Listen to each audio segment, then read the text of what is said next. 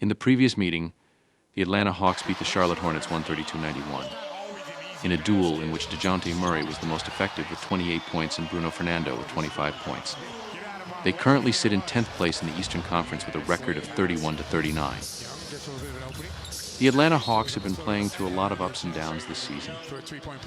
It was expected that it could be different and that these teams could improve their game in defense, and in that way they might be able to get a more serious result. However, that did not happen. Not only does this team have problems defensively, but offensively things are not perfect. Trae Young is the best scorer of the Atlanta Hawks, but at the same time he does not use this status rationally and has a big problem with shot selection.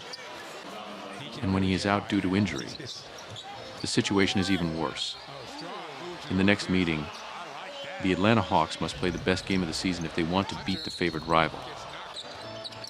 They will have to be at a high level defensively and at the same time be masterful offensively. Only then can they be competitive.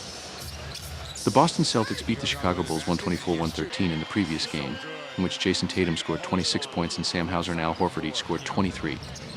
They are currently in first place in the Eastern Conference with a score of 5-7-1-4. The Boston Celtics are having an outstanding season and are currently the biggest favorites to win the NBA. Of course, the fact that they dominate in the first part doesn't necessarily mean anything in the end, but it's hard not to talk about the extremely positive impression they left. Jason Tatum and Jaylen Brown proved to be real leaders and gave indications that they can be something like that in the playoffs when it is most needed, while Kristaps Porzingis and Jrue Holiday announced that they could be an additional force, which will more influence on the good results of this team. In the next meeting, the Boston Celtics will try to beat the rival with an aggressive defense, which is not so good when that offensive aspect is taken away from it. The Atlanta Hawks will not have a plan B in that case, which the Boston Celtics will try to use. They have played twice this season, and the Boston Celtics have won twice.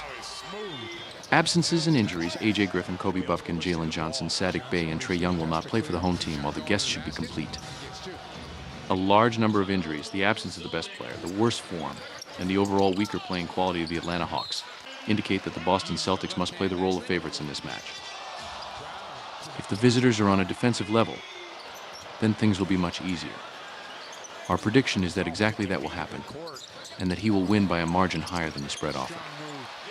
Our prediction is Boston Celtics -7.5.